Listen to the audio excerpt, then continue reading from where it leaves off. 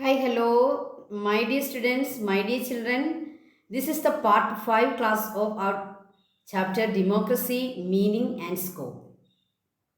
പ്രിയപ്പെട്ട കുട്ടികളെ, നമ്മുടെ ഡെമോക്രസി മീനിങ് ആൻഡ് സ്കോപ്പ് എന്നുള്ള നമ്മുടെ ചാപ്റ്റർ 9 ഇത് പാർട്ട് 5 ക്ലാസ് ആണ്. പാർട്ട് 1, 2, 3, 4 നമ്മുടെ ചാനലിൽ നിങ്ങൾക്ക് അവൈലബിൾ ആണ്. എല്ലാവരും നമ്മുടെ ചാനൽ കണ്ടത് പഠിക്കണം. പഠിച്ചതിന് ശേഷം നിങ്ങൾ നമ്മുടെ പാർട്ട് 5 വീഡിയോയിലേക്ക് വരിക, പഠിക്കുക. ഓക്കെ, ഡെമോക്രസി നമ്മളെല്ലാം പഠിച്ചു കഴിഞ്ഞു. ഡെമോക്രസിയുടെ ബേസിക് ഫാക്ടേഴ്സ് നമ്മൾ പഠിച്ചു. ആ ബേസിക് ഫാക്ടേഴ്സ് 10 ബേസിക് ഫാക്ടേഴ്സ് ഉണ്ട്. അതിലെ ലാസ്റ്റ് ഫാക്ടേഴ്സ് നമുക്ക് ഇന്ന് പഠിക്കണം. അതിനുശേഷം നമുക്ക് ഇന്ത്യൻ ഡെമോക്രസിയെ പറ്റിയും പഠിക്കണം. ഓക്കെ, അപ്പോൾ basic factors of democratic system, അതിലെ സെക്കുലറിസം എന്ന ഫാക്ടറാണ് നമ്മൾ ഇപ്പോൾ പഠിക്കാൻ പോകുന്നത്. What is secularism? What is the relevance of secularism in a democratic system? ഇപ്പോൾ ഡെമോക്രാറ്റിക് സിസ്റ്റത്തിൻ്റെ ബേസിക് ഫാക്ടേഴ്സ് 10 ആണ്. ആ 10ൽ സെക്കുലറിസം എന്ന ഫാക്ടറാണ് നമ്മളിപ്പോൾ പഠിക്കുന്നത്. ഇതിനു മുമ്പുള്ള ഫാക്ടേഴ്സ് നമ്മുടെ 4-3 വീഡിയോകളിലുണ്ട്. പാർട്ട് 4 വീഡിയോ, പാർട്ട് 3 വീഡിയോ നിങ്ങളെടുത്ത് പഠിക്കുക. അപ്പോൾ സെക്കുലറിസം എന്താണ്? എന്താണ് സെക്കുലറിസത്തിൻ്റെ മലയാളം വാക്ക് എന്താണ്? മതേതരം. അപ്പോൾ ഒരു ഡെമോക്രസി മതേതരമായിരിക്കണം. എന്താണ് സെക്കുലറിസം? എന്താണ് അതിൻ്റെ മീനിങ്? എന്താണ് അതിൻ്റെ റെലവൻസ്? അതിൻ്റെ ഇമ്പോർട്ടൻസ് എന്താണ് ഈ ഡെമോക്രാറ്റിക് സിസ്റ്റത്തിൽ?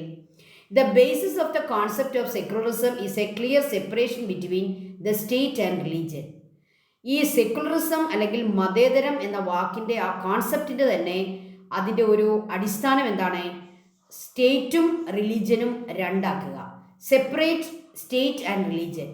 നമുക്കറിയാം, നമ്മുടെ പാകിസ്ഥാനൊക്കെ പോലുള്ള രാജ്യങ്ങൾ നിങ്ങളൊന്ന് നോക്കിയാൽ നിങ്ങൾക്കത് മനസ്സിലാവും. പാകിസ്ഥാനിലെ സ്റ്റേറ്റും റിലീജിയനും രണ്ടും ഒന്നിച്ച് കിടക്കുക. അവിടെ ഒരു സെപ്പറേഷൻ ഇല്ല. സ്റ്റേറ്റ് എന്ന് വെച്ചാൽ റിലീജിയനാണ്, റിലീജിയൻ എന്ന് വെച്ചാൽ സ്റ്റേറ്റ് ആണ്, അല്ലേ? അവർക്ക് ഒരു ഒഫീഷ്യൽ റിലീജിയൻ ഉണ്ട്. അവിടെ എല്ലാ കാര്യങ്ങളും ആ റിലീജിയൻ ബേസിലാണ് പോവുക. അപ്പോൾ സ്റ്റേറ്റും റിലീജിയനും തമ്മിൽ അവിടെ ഒരു സെപ്പറേഷനും ഇല്ല. എന്നാൽ ഒരു ഡെമോക്രസിയിലെ സ്റ്റേറ്റും റിലീജിയനും തമ്മിൽ ഒരു സെപ്പറേഷനുണ്ട്. സ്റ്റേറ്റിന് സ്റ്റേറ്റിൻ്റെ കാര്യം, റിലീജിയന് റിലീജിയൻ്റെ കാര്യം. സ്റ്റേറ്റ് റിലീജിയൻ കാര്യത്തിൽ ഇടപെടാറില്ല, റിലീജിയൻ സ്റ്റേറ്റിൻ്റെ കാര്യത്തിലും ഇടപെടാറില്ല. രണ്ട് കൂട്ടർക്കും സെപ്പറേറ്റ് ഐഡൻറ്റിറ്റി ഉണ്ട്. അതാണ് ഡെമോക്രസിയുടെ പ്രത്യേകത. അതാണ് ഈ സെക്കുലറിസം. അപ്പോൾ the basis of the concept of secularism is a clear separation between state and religion. The state will not have an official religion. അതാണ് സെക്കുലറിസത്തിൻ്റെ അടിസ്ഥാനം. The state will not have an official religion. ഒരു ഔദ്യോഗിക മതം സ്റ്റേറ്റിനില്ല. The citizens will have the freedom to believe any religion. ഏത് റിലീജിയനിലും സിറ്റിസൺസിന് വിശ്വസിക്കാം. The citizens will have the freedom to believe in any religion. Any religion. The state will treat all religions equally. ഒരു 10 പേരുള്ള ഒരു റിലീജിയൻ, 10 മെമ്പേഴ്സേ ഉള്ള ആ റിലീജിയനിൽ കോടിക്കണക്കിന് ആൾക്കാരുള്ള ഒരു റിലീജിയൻ ഉണ്ട്. But the state will treat all religions equally. ഈ 10 മെമ്പേഴ്സുള്ള റിലീജിയനെയും ഈ കോടിക്കണക്കിന് ആൾക്കാർ ബിലീവ് ചെയ്യുന്ന റിലീജിയനെയും സ്റ്റേറ്റ് എങ്ങനെ കാണണം? ഈക്വലി, ഒരുപോലെ കാണും. Secularism is relevant in 2 ways. ഇനി സെക്കുലറിസത്തിന് എന്താണ് റെലവൻസ് ഡെമോക്രസിയിലെ? എന്താണ് അതിൻ്റെ ഇമ്പോർട്ടൻസ്? 2 രീതിയിൽ അത് ഇമ്പോർട്ടൻ്റ് ആണ്. It treat all religions equally regardless of minority or majority. റിലീജിയനെ ഒരുപോലെ കാണുന്നു, ഈക്വലി അതിനെ പരിഗണിക്കുന്നു. മൈനോറിറ്റി ആണോ മജോറിറ്റി ആണോ? എന്താണ് ഈ മൈനോറിറ്റി? കുറച്ച് അംഗങ്ങളുള്ളത്, മജോറിറ്റി കൂടുതൽ അംഗങ്ങളുള്ളത്. അപ്പോൾ മെമ്പേഴ്സിൻ്റെ എണ്ണം നോക്കിയല്ല റിലീജിയനെ സ്റ്റേറ്റ് കാണുന്നത്. പിന്നെ എങ്ങനെയാണ്? Equally. That is the first relevance. State does not discriminate against any community on the basis of religion and it provide citizens with equal justice and right. State ഒരു കമ്മ്യൂണിറ്റിയെ റിലീജിയൻ്റെ പേരിൽ ഡിസ്ക്രിമിനേറ്റ് ചെയ്യാറില്ല. ഡിസ്ക്രിമിനേഷൻ എന്നുള്ള വാക്കിൻ്റെ അർത്ഥം എന്താണ്? മാറ്റി നിർത്തുക, വേർതിരിച്ച് നിർത്തുക, വേർതിരിവ് കാണിക്കുക. State does not discriminate any community on the basis of religion. റിലീജിയൻ്റെ പേര് ചോദിച്ചിട്ട് ഒരു കമ്മ്യൂണിറ്റിയെയും ഡിസ്ക്രിമിനേറ്റ് ചെയ്യാറില്ല. അതുപോലെ തന്നെ എല്ലാ സിറ്റിസൺസിനും ഈക്വൽ ജസ്റ്റിസും ഈക്വൽ റൈറ്റും കൊടുക്കുന്നു. All are equal before law in a democratic system. No discrimination on the basis of caste, religion, anything. The state will treat all religions equally, even though they are minority. So minority, majority, no difference. State treat all religions equally. That is the basic factor of this secularism. അപ്പോൾ secularism എന്ന് പറഞ്ഞാൽ ചില ആളുകൾ വിചാരിക്കുന്നത് no religion എന്നാണ്. മതം പാടില്ല. No അങ്ങനെയല്ല. നോ റിലിജൻ എന്നല്ല. State has no official religion എന്നാണ് അതിൻ്റെ അർത്ഥം. State treat all religions equally എന്നാണ് അതിൻ്റെ അർത്ഥം. Citizens have the right or the freedom to believe any religion they like. That is the meaning of secularism. അല്ലാതെ no religion എന്നുള്ള meaning ഇല്ല. അത് നിങ്ങൾ മനസ്സിലാക്കി വെക്കുക. Okay. Then what is the role of political parties in strengthening democracy? അപ്പോൾ നമ്മൾ next നമ്മുടെ അതായത് 9th ബേസിക് ഫാക്ടറിലേക്ക് വരികയാണ്.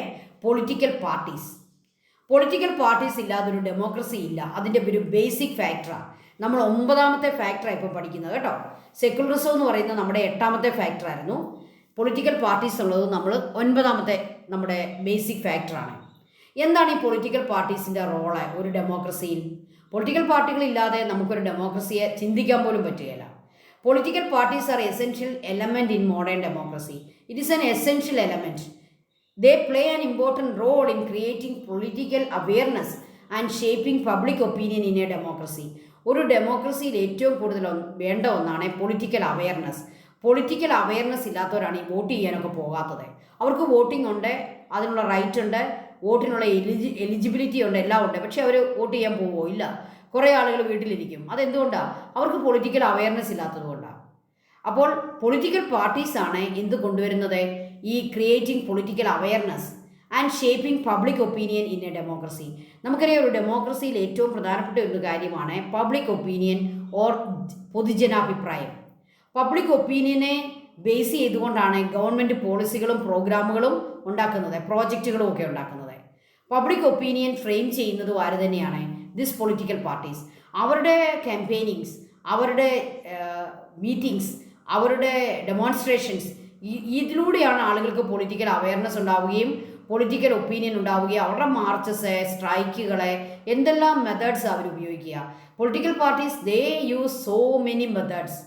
Demonstrations, picketings, then strikes and debatings, speeches, meetings, so many programs for creating awareness, political awareness and shaping public opinion in democracy. Political parties facilitates the functioning of a democracy. ശരിക്കും ഈ democracy function ചെയ്യുന്നത് തന്നെ സത്യം പറഞ്ഞാൽ ഈ political പാർട്ടികളാണ് ഇതിൻ്റെ പിന്നിൽ പ്രവർത്തിക്കുന്നത്. They facilitate the functioning of a democracy. The conferences, the marches, speeches they hold are the most powerful political education program in a democracy. ശരിക്കും പറഞ്ഞാൽ ഒരു പൊളിറ്റിക്കൽ പാർട്ടികളെ നടത്തുന്ന കോൺഫറൻസുകളെ, അവരുടെ മാർച്ചസ്, സ്പീച്ചസ്, മീറ്റിങ്സ്, സ്ട്രൈക്കുകളെ എല്ലാം നമുക്ക് എന്ത് തരുന്നു? It is the most powerful political education. നമുക്കൊരു പൊളിറ്റിക്കൽ എഡ്യൂക്കേഷനാണ് അവർ തരുന്നത്. The aim of political parties is to win election and to gain political power. ഈ പൊളിറ്റിക്കൽ പാർട്ടികൾ ഈ പറയുന്ന കോൺഫറൻസുകളും മാർച്ചുകളും സ്പീച്ചസും ഒക്കെ ചെയ്യുന്നത് എന്തിനു വേണ്ടിയാണ്? അവർക്ക് ഒറ്റ ലക്ഷ്യമേ ഉള്ളൂ, to win election and gain political power.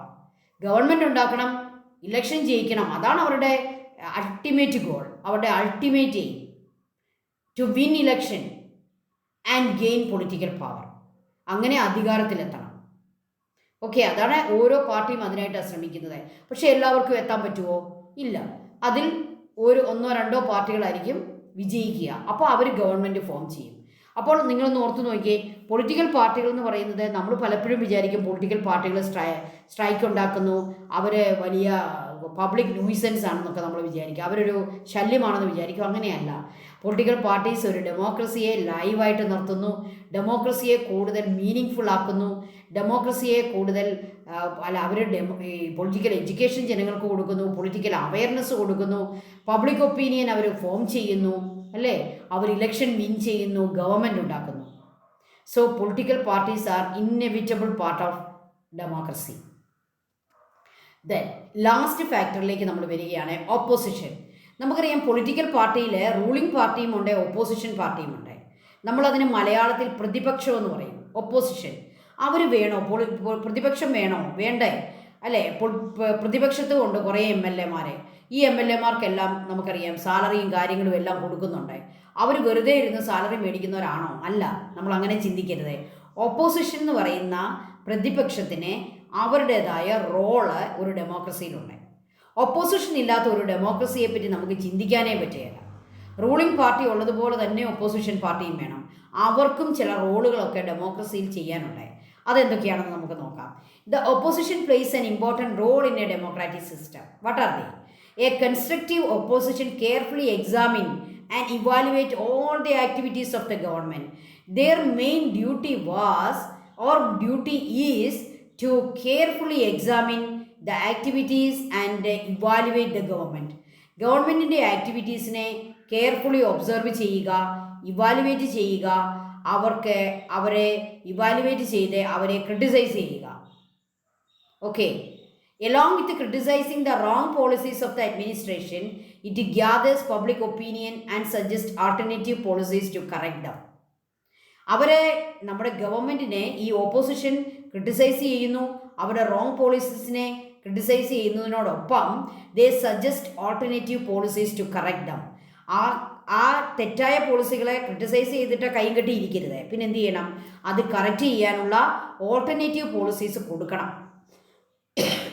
എന്താണ് ഈ alternative policy?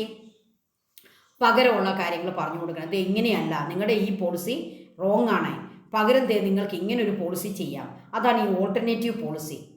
Alternative policy suggest ചെയ്ത് കൊടുക്കേണ്ടത് ആരുടെ കടമയാണ്? ഓപ്പോസിഷൻ്റെ കടമയാണ്. The opposition is what makes democracy more dynamic. Ruling പാർട്ടിക്ക് അവർക്ക് നന്നായിട്ട് ശ്രദ്ധിച്ച് അഡ്മിനിസ്ട്രേഷൻ ചെയ്യാനും ഒക്കെ പ്രചോദനം കൊടുക്കുന്നത് ആരാണ്? ഈ ഓപ്പോസിഷനാണ്. ഓപ്പോസിഷനാണ് ഡെമോക്രസിയെ ശരിക്കും ഡൈനാമിക് ആക്കുന്നത്, അതിനെ കളർഫുൾ ആക്കുന്നത്, അതിനെ ചലനാത്മകമാക്കുന്നത്. ഓപ്പോസിഷൻ വേണം, അല്ലേ? എങ്കിൽ മാത്രമേ റൂളിംഗ് പാർട്ടിക്ക് അവർ ചെയ്യുന്ന എല്ലാ പോളിസീസും പ്രോഗ്രാംസും ശ്രദ്ധിച്ച് ചെയ്യാനും പരമാവധി ക്രിറ്റിസിസം ഒഴിവാക്കാനും അവർ ശ്രമിക്കും. അപ്പോൾ നമ്മുടെ അഡ്മിനിസ്ട്രേഷൻ നല്ല ബെറ്റർ അഡ്മിനിസ്ട്രേഷനായിട്ട് മാറും. The marches, conferences and demonstrations they organise make the political system more active. അപ്പോൾ റൂളിംഗ് പാർട്ടിയും പൊളിറ്റിക്കൽ പാർട്ടീസും ചെയ്യുന്ന പോലെ തന്നെ ഓപ്പോസിഷനും കുറേ ആക്ടിവിറ്റീസ് ചെയ്യും. എന്തൊക്കെയാണ്? Marches, picketing, strikes, conferences, demonstrations. All these make political system more active. Okay. അപ്പോൾ പൊളിറ്റിക്കൽ പാർട്ടീസിന് ഉള്ളതുപോലെ തന്നെ ഓപ്പോസിഷനും ഒരു മെയിൻ റോളാണ് നമ്മുടെ ഡെമോക്രസിയിലുള്ളത്. അവർക്കും ഡെമോക്രസിയെ കൂടുതൽ ആക്റ്റീവ് ആക്കാൻ പറ്റും, ഡൈനാമിക് ആക്കാൻ പറ്റും. Okay. Then other types of government. അപ്പോൾ ഡെമോക്രസി നമ്മൾ കംപ്ലീറ്റ് പഠിച്ചു കഴിഞ്ഞു. അതിൻ്റെ ആ ഒരു പഠനം കംപ്ലീറ്റ് ആകണമെങ്കിൽ ഡെമോക്രസി അല്ലാത്ത അതർ ഗവൺമെൻറ്റിനെ പറ്റിയും നമ്മൾ പഠിക്കണം. ഡെമോക്രസി അല്ലാത്ത എത്രയോ ഗവൺമെൻറ്റുകൾ, പല ഫോംസ് ഓഫ് ഗവൺമെൻറ് നമ്മുടെ ലോകത്ത് നിലനിൽക്കുന്നുണ്ട്. അതേതൊക്കെയാണെന്ന് നമുക്കിപ്പോൾ ഒന്ന് പഠിക്കാം. ഒന്നാമത്തേത് monarchy. The oldest form of government is monarchy. ഏറ്റവും പഴയതാണ്, അല്ലേ? രാജാവും ചക്രവർത്തിയും ഒക്കെ ഭരിക്കുന്നതാണ് മൊണാർക്കി. ഒരാളാണ് ഭരിക്കുക. Power is transferred by inheritance. മക്കൾക്കും മക്കളുടെ ഒക്കെ ഇങ്ങനെ ഇൻഹെറിറ്റൻസിലൂടെ പോകുന്നു. പാരമ്പര്യമായിട്ടാണ് പവർ കൊടുക്കുക. ഒരു രാജാവിൻ്റെ മകളോ മകനോ ആയിരിക്കും നെക്സ്റ്റ് കിങ്. അതാണ് അതിൻ്റെ ഒരു രീതി. Then all the powers of the state is vested on the king or the emperor. എംപറിനായിരിക്കും സർവ്വ പവേഴ്സും. എംപററുടെ വാക്കുകളാണ് അവിടുത്തെ നിയമം. അതാണ് മൊണാർക്കി. അതൊരു നല്ല ഫോം ഓഫ് ഗവൺമെൻറ് ആണെന്ന് നമുക്ക് പറയാൻ പറ്റുകയില്ല. It is the oldest form of government എന്ന് മാത്രമേ പറയാൻ പറ്റുള്ളൂ. Then dictatorship. നമുക്ക് ഒട്ടും സഹിക്കാൻ മേലാത്ത ഒന്നാണ്. മൊണാർക്കിന് പോട്ടെ തൻ്റെ പ്രജകളോടൊരു സ്നേഹമെങ്കിലും കാണും. പക്ഷേ ഡിക്റ്റേറ്റർഷിപ്പ് കുറച്ചുകൂടി വേസ്റ്റ് ഫോം ഓഫ് ഗവൺമെൻറ് ആണ്. മോസ്റ്റ് ആണ്. Bad form of government. Worst. Why? Because dictator, ഈ ഡിക്റ്റേറ്ററിനെ ജനങ്ങളോട് ഒരു അനുകമ്പയോ സ്നേഹമോ ഒന്നും കാണുകയില്ല. He loves only himself. Okay. That is a situation of dictatorship. ഡിക്റ്റേറ്റർഷിപ്പിൻ്റെ മലയാളം എന്താണ്? ഏകാധിപത്യ ഭരണമെന്ന് പറയും. ഒരു ഏകാധിപതി ഭരിക്കുക, അടിച്ചമർത്തി ഭരിക്കുക. All the powers in the state will concentrated on the one person. ആ ഡിക്റ്റേറ്ററിൻ്റെ കയ്യിലായിരിക്കും എല്ലാ പവേഴ്സും. നമുക്കിപ്പോൾ നമ്മുടെ കിം ജോങ് ഉങ് എന്ന് പറയുന്ന നോർത്ത് കൊറിയയുടെ ലീഡറൊക്കെ ഈ ഡിക്റ്റേറ്ററാണ്. അയാൾ പറഞ്ഞാൽ തല വെട്ടും, അയാൾ പറയുന്നത് പോലെ മുടി വെട്ടണം, അയാൾ പറയുന്ന ഭക്ഷണം കഴിക്കണം, അയാൾ പറയുമ്പോൾ ഉറങ്ങണം, അയാൾ പറയുമ്പോൾ ഉണരണം, എല്ലാം ഈ ഡിക്റ്റേറ്റർ തീരുമാനിക്കും. ഓക്കെ, അതാണ് ആ ഒരു system. So all the powers of the state will concentrated on the one person. No one has the right to question or criticize the person who become the supreme leader. No one has the right to question or criticize the dictator. ഡിക്റ്റേറ്ററിനെ question ചെയ്യാനോ അവരെ criticise ചെയ്യാനോ ആർക്കും അവകാശമില്ല. അങ്ങനെ ആരെങ്കിലും ചെയ്താൽ അവർ ജീവനോടെ ഇരിക്കുകയില്ല, അല്ലേ? അപ്പോൾ അതാണ് ഒരു ഡിക്റ്റേറ്ററിൻ്റെ ഭരണം. ദെൻ മിലിറ്ററി ഡിക്റ്റേറ്റർഷിപ്പ്, അടുത്ത ഒന്നാണ് പട്ടാള ഭരണം, മിലിറ്ററി ഡിക്റ്റേറ്റർഷിപ്പ്. അതും എങ്ങനെയുള്ള ഭരണമാണ്? വളരെ കംപ്ലീറ്റ് ഫ്രീഡം ഇല്ലാത്ത ഒരു ഭരണമാണ് മിലിറ്ററി ഡിക്റ്റേറ്റർഷിപ്പ്. അതും ഒരു ബാഡ് ഫോം ഓഫ് ഗവൺമെൻറ് ആണ്. The military will rule directly. നമുക്കറിയാം നമ്മുടെ രാജ്യത്തൊക്കെ മിലിറ്ററി നമ്മുടെ പ്രസിഡന്റ് അല്ലെങ്കിൽ പ്രൈം മിനിസ്റ്റർ അല്ലെങ്കിൽ നമ്മുടെ അതോറിറ്റി അവർക്ക് നിർദ്ദേശം കൊടുക്കുന്നതനുസരിച്ച് മാത്രമേ പ്രവർത്തിക്കൂ. മിലിറ്ററി പ്രസിഡൻ്റാണ് മിലിറ്ററിയുടെ സുപ്രീം കമാൻഡർ. അതുകൊണ്ട് തന്നെ പ്രസിഡന്റ് പറയാതെ മിലിറ്ററി അനങ്ങത്തില്ല ഇന്ത്യയിലൊക്കെ, നമ്മുടെ ഡെമോക്രസിയിൽ. പക്ഷേ ഈ മിലിറ്ററി അങ്ങ് ഭരിച്ചാൽ എങ്ങനെ ഇരിക്കും? പട്ടാള ഭരണം നമുക്ക് ചിന്തിക്കാൻ പറ്റുകയില്ല. എല്ലാ റൈറ്റും എല്ലാ സിവിൽ റൈറ്റ്സും എല്ലാ ഫ്രീഡവും കട്ട് ചെയ്തുകൊണ്ടുള്ള ഒരു ഭരണമായിരിക്കും military dictatorship. The military will rule the directly and there will be no democratic rights and other forms of democracy. Protect the criticism will be suppressed by the military force. ഒരു ക്രിറ്റിസിസവും അവിടെ അനുവദിക്കുകയില്ല, അല്ലേ? പ്രൊട്ടസ്റ്റുകൾ അനുവദിക്കുകയില്ല. എന്ത് സംഭവിക്കും? ആര് പ്രൊട്ടസ്റ്റ് ചെയ്യുന്നോ ആര് criticise ചെയ്യുന്നോ അവരുടെ ജീവൻ നഷ്ടപ്പെടും. They lose their lifes. Then party dictatorship. ചില രാജ്യങ്ങളിലൊക്കെ നമ്മൾ കാണുന്നത് പാർട്ടിയുടെ ഡിക്റ്റേറ്റർഷിപ്പാണ്. ഒരു പാർട്ടി മാത്രം അധികാരത്തിലെത്തുകയും ബാക്കി എല്ലാ ഒപ്പോസിഷൻ പാർട്ടികളെയും നശിപ്പിക്കുകയും അവരുടെ ലീഡേഴ്സിനെ കൊന്നൊടുക്കുകയും ഒരു പാർട്ടി മാത്രം കാലാകാലങ്ങളിൽ 1 by 1 ആയിട്ട് റൂൾ ചെയ്ത് മുന്നോട്ട് പോവുകയും ചെയ്യുന്ന ഒരു പ്രത്യേകതരം ഭരണമാണ് പാർട്ടി ഡിക്റ്റേറ്റർഷിപ്പ്. അവിടെ ഒപ്പോസിഷൻ ഇല്ല, അവിടെ ഫെയർ ആൻഡ് ഫ്രീ ഇലക്ഷൻ ഇല്ല. ഒരു പാർട്ടി, ഏത് പാർട്ടിയാണോ റൂളിംഗ് ആ പാർട്ടി നിരന്തരം ഭരിച്ചുകൊണ്ടേയിരിക്കുന്നു. അവരുടെ ലീഡേഴ്സ് ശരിക്കും ഡിക്റ്റേറ്ററിനെ പോലെ ഭരിക്കുന്നു. That's a party dictatorship. That is also a worst form of government or a bad form of government. Only one political party governs. All the powers of the state are concentrated in that party. Democratic values including freedom, expression and all these civil rights are completely prohibited. അവിടെയും ഒരു civil റൈറ്റും ഇല്ല. ഇപ്പോൾ നിങ്ങളൊന്ന് നോക്കിക്കേ, ഏതാണ് ഏറ്റവും best form of government? It is this democracy. Democracy is the best form of government. അവിടെ ഫ്രീഡം ഉണ്ട്, ഇക്വാളിറ്റി ഉണ്ട്, ഫെറ്റേണിറ്റി ഉണ്ട്, ബേസിക് വാല്യൂസ് ഉണ്ട്, അല്ലേ? എല്ലാം ഉള്ളതാണ് ഡെമോക്രസി. അപ്പോൾ ഡെമോക്രസിയുടെ ചില ചെറിയൊരു ഫോൾട്ടൊക്കെ കാണുമ്പോൾ നമുക്ക് ഡെമോക്രസിയും പോരാ എന്ന് തോന്നിയാലും പ്രിയപ്പെട്ട കുട്ടികളെ നിങ്ങൾ ചിന്തിക്കുക, ഇന്ന് നമുക്ക് ലോകത്തെ ഡെമോക്രസിയേക്കാൾ നല്ലൊരു ഫോം ഓഫ് ഗവൺമെൻറ് ലഭിക്കാനില്ല. നമ്മൾ ഇന്ത്യക്കാർ ഭാഗ്യവാന്മാരാണ്. കാരണം we are the biggest democratic nation or the largest democratic nation. Okay, proud of it, be proud. Then Indian ഡെമോക്രസിയെ പറ്റി നമുക്കൊന്ന് പഠിക്കാം. ഇന്ത്യൻ ഡെമോക്രസി നമുക്ക് പാർലമെൻറ്റ്, അല്ലേ? ന്യൂ പാർലമെൻറ്റ് മന്ദിരമാണ് നിങ്ങളീ കാണുന്നത്. നമ്മുടെ പുതിയ പാർലമെൻറ്റ് മന്ദിരം ഇതാണ്, ഡൽഹിയിലാണ് ഇത് കാണപ്പെടുക. ഓക്കെ, നമ്മുടെ പഴയ മന്ദിരം നമുക്കൊന്ന് കാണാം. നമുക്കൊക്കെ പരിചയമുള്ള നമ്മുടെ പഴയ പാർലമെൻറ്റ് മന്ദിരമാണ് നിങ്ങളീ കാണുന്നത്. ഓക്കെ, ഇതാണ് നമുക്കെല്ലാം പരിചയമുള്ളത്. ഇത് ബ്രിട്ടീഷുകാർ പണിത പാർലമെൻറ്റ് മന്ദിരമായിരുന്നു. അതുകൊണ്ട് നമ്മുടെ ന്യൂ ഗവൺമെൻറ് നമുക്ക് ഇൻഡിപെൻഡൻസ് കിട്ടി ഒരു 75-78 ഇയേഴ്സായി നമ്മളൊരു പുതിയ പാർലമെൻറ്റ് മന്ദിരം നമ്മൾ കൺസ്ട്രക്ട് ചെയ്തു. അത് വേണ്ടതല്ലേ, അല്ലേ? പഴയതിൽ തന്നെ നമുക്ക് 70-80 വർഷമായിട്ടും നമ്മൾ ആ പഴയതിൽ തന്നെ നിൽക്കണ്ട. നമ്മളൊരു പുതിയ നല്ല ഒരു പാർലമെൻറ്റ് മന്ദിരം നമ്മൾ ന്യൂ ആയിട്ട് കൺസ്ട്രക്ട് ചെയ്തു. പഴയ മന്ദിരം ഇപ്പോഴും നിലനിൽക്കുന്നുണ്ട്. അവിടെ നമ്മുടെ ഓഫീസുകളും മറ്റും പ്രവർത്തിക്കുന്നു. ഇനി പാർലമെൻറ്റിൻ്റെ അകം നമുക്കൊന്ന് കാണണ്ടേ, അതിൻ്റെ ഇൻറ്റീരിയർ. ഓക്കെ, ഇതാണ് പാർലമെൻറ്ററി സെക്ഷൻ, അതെ, ഒരു മൺസൂൺ സെക്ഷൻ നടക്കുന്ന നമ്മുടെ ലോക്സഭയുടെ ഉൾഭാഗമാണ് നിങ്ങളെ കാണുന്നത്. ഓക്കെ, ഇങ്ങനെയാണ് നമ്മുടെ MP-മാരിരുന്ന് അവരുടെ സെക്ഷൻ നടത്തുക. ഓക്കെ, ഏറ്റവും ഉയർന്ന ഭാഗത്ത് കാണുന്ന ആരാണ്? സ്പീക്കറാണ് അവിടെ കാണുക. ലോക്സഭയിലാകുമ്പോൾ സ്പീക്കറാണ് അവിടെ ഇരിക്കുക. സ്പീക്കറാണ് ഇത് കൺട്രോൾ ചെയ്യുക. അവരുടെ മീറ്റിംഗ് ഒക്കെ കൺട്രോൾ ചെയ്യുന്നത് സ്പീക്കറാണ്. ഓരോരുത്തർക്കും സ്പെഷ്യൽ സീറ്റുകൾ കാണും. ഓരോരുത്തരും അവനവന് അനുവദിക്കപ്പെട്ട സീറ്റുകളിലാണ് ഇരിക്കുക, അല്ലാതെ ഇഷ്ടമുള്ള സീറ്റിലൊന്നും ഇരിക്കത്തില്ല. ഒരുപാട് റൂൾസ് ആൻഡ് റെഗുലേഷൻസും കീഴ്വഴക്കങ്ങളുമുള്ള ഒരു സ്ഥലമാണ് നമ്മുടെ ലോക്സഭയും രാജ്യസഭയും ഒക്കെ. ഓക്കെ, അതിനെപ്പറ്റി കൂടുതൽ കാര്യങ്ങളൊക്കെ നിങ്ങൾക്ക് ഇൻട്രസ്റ്റ് ഉണ്ടെങ്കിൽ പഠിക്കുക. Why did India adopt democracy? എന്തുകൊണ്ടാണ് ഇന്ത്യ ഡെമോക്രസി എടുത്തത്? എന്തുകൊണ്ടാണ് നമ്മൾ മൊണാർക്കിയോ ഡിക്റ്റേറ്റർഷിപ്പോ അല്ലെങ്കിൽ മിലിറ്ററി റൂളോ ഒന്നും കൊണ്ടുവരാതെ ഈ ഡെമോക്രസി തന്നെ അഡോപ്റ്റ് ചെയ്ത് എന്തുകൊണ്ടാണ്? Democratic values had A great influence on the Indian freedom struggle. Indian freedom struggle ഒരു 200 ഇയേഴ്സ് നമ്മൾ നടത്തി. ആ കാലത്ത് നമുക്ക് ഉള്ള വാല്യൂസ് എന്ന് പറയുന്നത് എല്ലാം ഡെമോക്രാറ്റിക് വാല്യൂസ് ആയിരുന്നു. ഏതൊക്കെയാണ്? Equality, fraternity, liberty. All these values we can see. These values have a great influence on Indian freedom struggle. All the movements in the freedom struggle adopt democratic methods. നമ്മൾ democratic methods ആണ് നമ്മൾ ഉപയോഗിച്ചത്. Ahimsa, okay, ahimsa, non violence, അല്ലേ? അതെല്ലാം ഡെമോക്രസിയാണ്, democratic values ആണ്. So the leaders of that time understood that only a democratic system could politically unify a region such cultural and geographical diversity. What is the speciality of India? We have a diverse culture, diverse geography.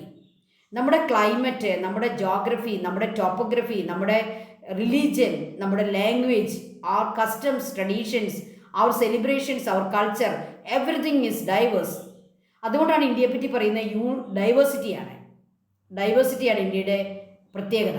ഈ diversity ഉള്ള ഒരു രാജ്യത്ത് our leaders, our early leaders, Mahatma Gandhi, Jawaharlal Nehru, Sardar Vallabhbhai Patel, all these great leaders understood that only a democratic system could politically unify a region, vast region like India, and such a cultural and geographical diversity.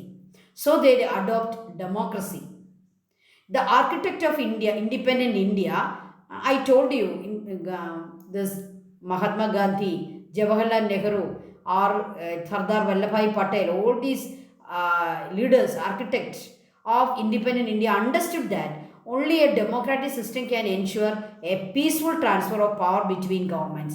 നമുക്കറിയാം, British ഗവൺമെൻറ്റിൽ നിന്നും ഇന്ത്യയിലേക്ക് നമുക്ക് എന്ത് കിട്ടണം? Transfer of power കിട്ടണം.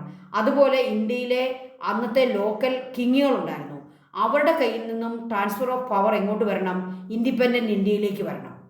ഈ transfer of പവറൊക്കെ സ്മൂത്തായിട്ട് പോകണമെങ്കിൽ അവർ leaders understood that only a democratic system can ensure a peaceful transfer of power between governments. So they adopt democracy. ഇതൊക്കെയാണ് ഡെമോക്രസി അഡോപ്റ്റ് ചെയ്യാനുള്ള കാരണം. നമ്മുടെ അന്നത്തെ ആർക്കിടെക്റ്റ് ഓഫ് ഇൻഡിപെൻഡൻറ്റ് ഇന്ത്യ അല്ലെങ്കിൽ അവർ ടോപ്പ് ലീഡേഴ്സ്, അവരാണ് ഇതിൻ്റെ എല്ലാം കാരണക്കാരെ. നമ്മൾ അവരോട് നന്ദിയുള്ളവരായിരിക്കണം. അവർ മറ്റൊരു രീതിയും അവർ അഡോപ്റ്റ് ചെയ്തില്ല. They adopt democracy. Okay,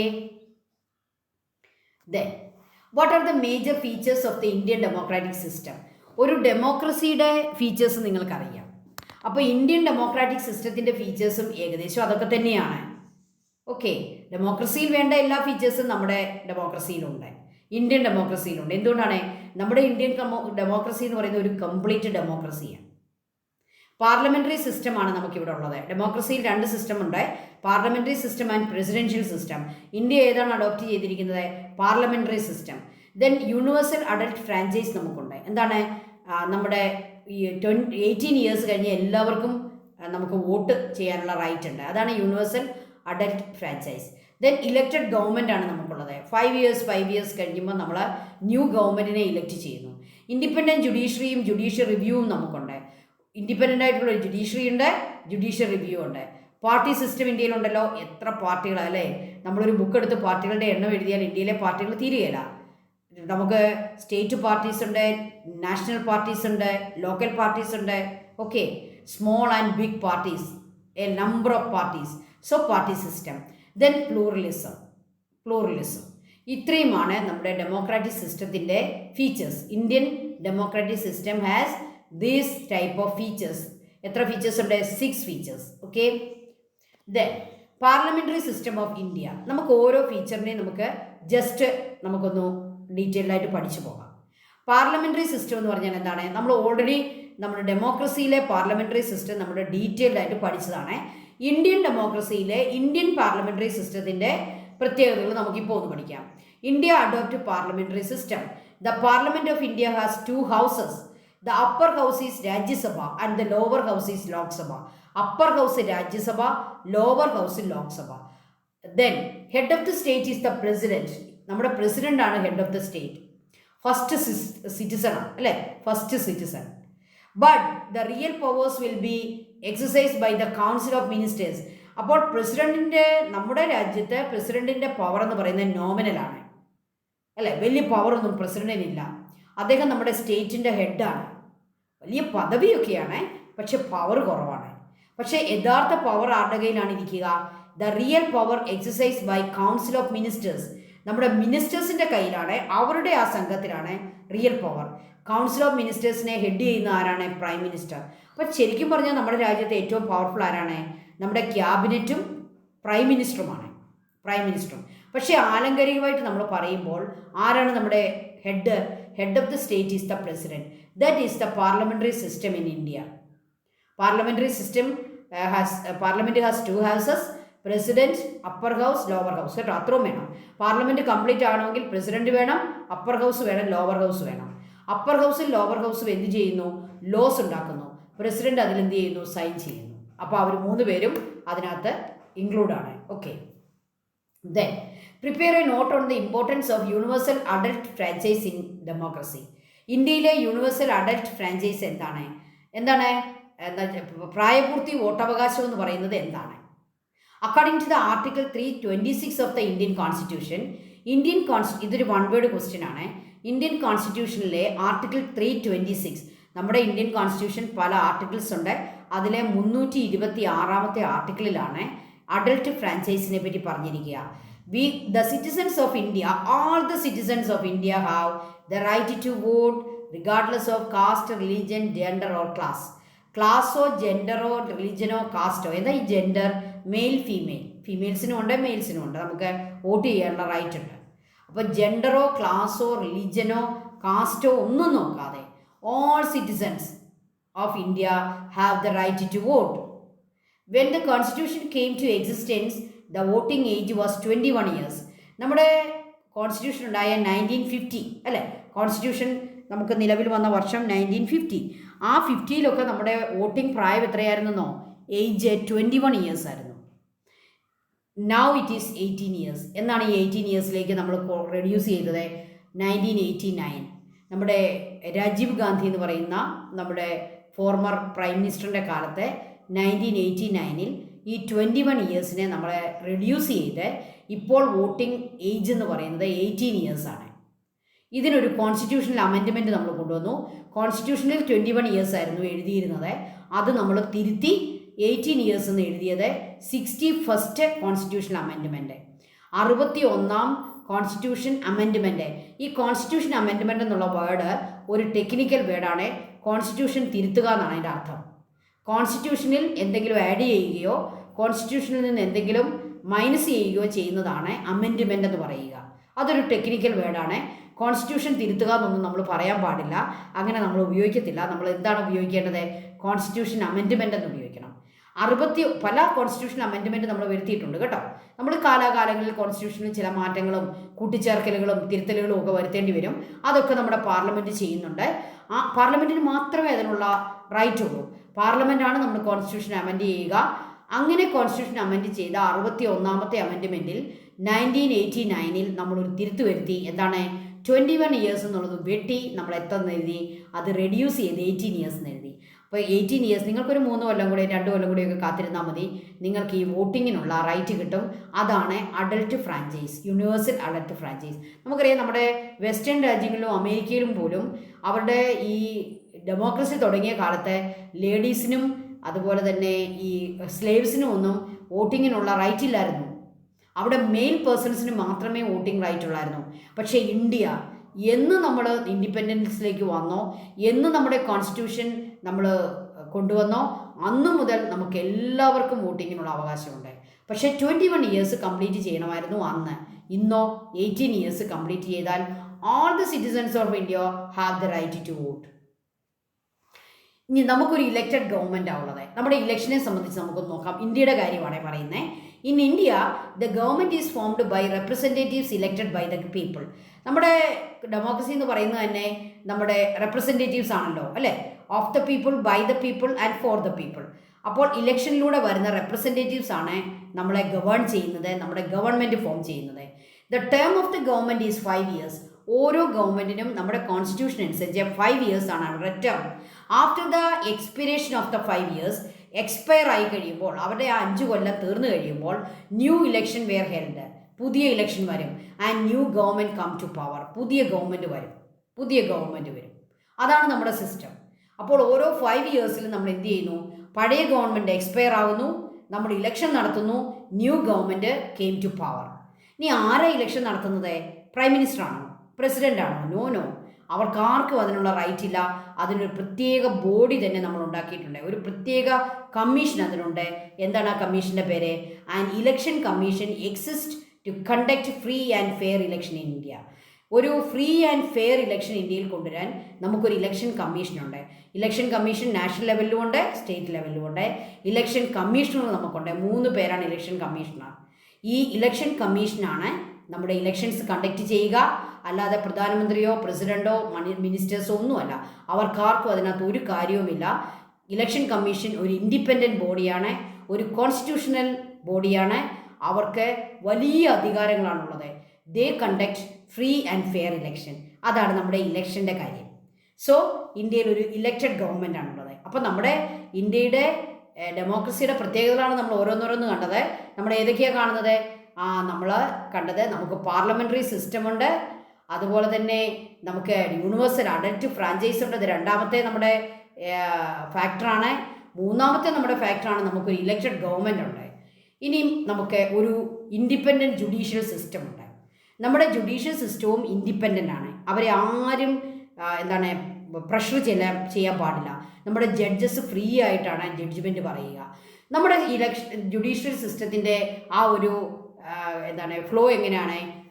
at the top supreme court at the top, high court next and lower courts. ഏതൊക്കെയാണ് lower court? District courts, magistrate court and ഒക്കെയുണ്ട് നമുക്ക് ലോവർ കോർട്ടുകൾ.